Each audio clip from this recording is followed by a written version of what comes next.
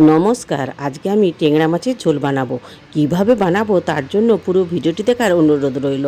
আমি যেইভাবে বানাচ্ছি সেইভাবে যদি ট্যাংরা মাছের ঝোল বানানো যায়, মাগুর মাছের ঝোল খাচ্ছেন না ট্যাংরা মাছের ঝোল খাচ্ছেন বোঝাই যাবে না। এখানে আমি 300 গ্রাম ট্যাংরা মাছ নিয়েছি। আগেই আমি বেছে ধুয়ে নিয়েছিলাম। এখন লবণ হলুদ মাখিয়ে দিচ্ছি। আলুকেও কেটে ধুয়ে নিয়েছি। আলুর মধ্যেও লবণ হলুদ মাখিয়ে নিচ্ছি। একটা প্লেটে সব মশলা নিয়ে নিয়েছি। পেঁয়াজ কুচিও নিয়েছি, টমেটো কুচিও নিয়েছি। আর ফোড়নের জন্য তেজপাতা, লঙ্কা, জিরে, 5 ফোড়ন নিয়েছি। এখন কড়াই বসিয়ে গরম হয়ে গেছে। কড়াইয়ে তেলও দিয়ে দিয়েছি, তেলও গরম হয়ে গেছে। এখন ট্যাংরা মাছগুলি খুব লাল করে ভেজে নেব।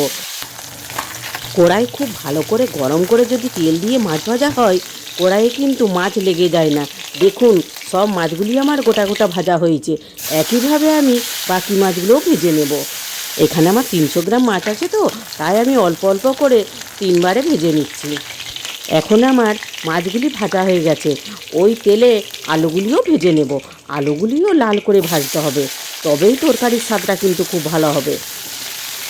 দেখুন, আলুগুলিও কিন্তু আমার খুব লাল করে ভাজা হয়ে গেছে। এগুলিও একটি পাত্রে তুলে রেখে দেব।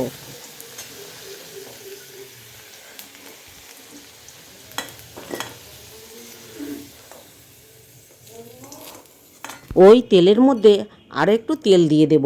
আর এখন ফোড়ন দিয়ে দিচ্ছি। ফোড়নটি কয়েক সেকেন্ড নাড়াচাড়ার পরে পেঁয়াজ দিয়ে দেব। পেঁয়াজকে হালকা লাল করে ভেজে নেব। দেখুন, পেঁয়াজটা আমার অনেকটাই লাল করে ভাজা হয়েছে। এখন ওই পেঁয়াজের মধ্যে একটা টমেটো কেটে রেখেছিলাম, একটা টমেটোও দিয়ে দেব। টমেটোটা দিয়েও লাল করে ভেজে নেব। টমেটো তেলের মধ্যে একটু যদি কষে রান্না করা হয়, টমেটোর কাঁচা গন্ধটা চলে যায় আর তরকারির স্বাদটা খুব ভালো হয়। পেঁয়াজ টমেটো খুব ভালো করে ভাজা হয়ে গেছে। ওর মধ্যেই আদা রসুনের পেস্ট, হলুদ গুঁড়ো, জিরে গুঁড়ো, ধনে গুঁড়ো, লঙ্কা গুঁড়ো আর কাশ্মীরি লঙ্কা গুঁড়ো দিয়ে তেলে 1 মিনিট কষে নেব। স্বাদ মতো লবণও দিয়ে দেব। এই মশলা তেলে যদি 1 মিনিট কষা হয়, কাঁচা গন্ধটাও চলে যায় আর জল দিয়ে তখন 2-1 মিনিট কষে নিলেই হয়ে যায়। এইভাবে একবার হলেও রান্না করে দেখবেন, সত্যি তরকারিটা খেতে অসাধারণ হয়। এখন জল দিয়ে দিয়েছি। জল দিয়ে এখানে 2-3 মিনিট কষে নেব। 2-3 মিনিট কষা আমার হয়ে গেছে। দেখুন, মশলা থেকে তেল ছেড়ে দিয়েছে। এখন আমি আলুগুলি দিয়ে দেব। আলু দিয়েও 1 মিনিট কষে নেব। অল্প জলও দেব। জল দিয়ে আলু কষলে আলুটা সেদ্ধও হয়ে যাবে আর ভেজে রাখা আছে আলুটা তো অনেকটা সেদ্ধও হয়ে গেছে। অল্প অল্প জল দিয়ে আলু দিয়ে যদি মশলাটা কষা হয়, আলুটা অনেকটা সেদ্ধও হয়ে যাবে। আর জানেন তো, মশলা কষার কাছেই তরকারির স্বাদ। দেখুন, আলু আমার ভালো করেই কষে নিয়েছি। আরও একটু জল দেব। জল দিয়ে আরও ভালো করে কষে নেব। জল দিয়ে খুব ভালো করে কষা হয়ে গেছে।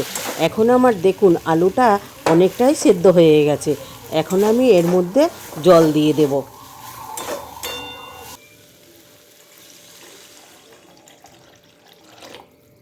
জল দিয়ে দিয়েছি। এখন আমি ঢাকা দিয়ে ফুটে যাওয়ার জন্য অপেক্ষা করব। দেখুন, ঝোলটি আমার খুব ভালো ফুটে গেছে।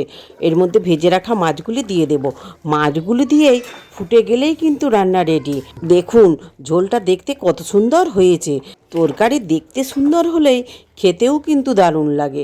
যেইভাবে রান্না করলাম সেইভাবে একবার হলেও আপনারা রান্না করবেন। আর যদি করেন, আমাকে কমেন্ট করে জানাতে ভুলবেন না কিন্তু।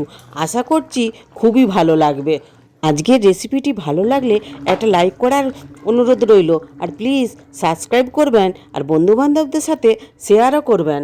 ফেসবুক থেকে দেখলে ফলো করবেন। নতুন বন্ধুরা এখনও যারা আমার চ্যানেলটিকে সাবস্ক্রাইব করেননি, প্লিজ প্লিজ তাড়াতাড়ি সাবস্ক্রাইব করে ফেলুন। তবেই তো নিত্য নতুন রেসিপি সর্বপ্রথম আপনাদের কাছে পৌঁছে যাবে। ভিডিওটি শেষ পর্যন্ত দেখার জন্য ধন্যবাদ। আবার দেখা হবে নতুন কিছু রেসিপির ভিডিও নিয়ে মমতাজ কিচেনে। আপনারা ভালো থাকবেন। এবার আসি।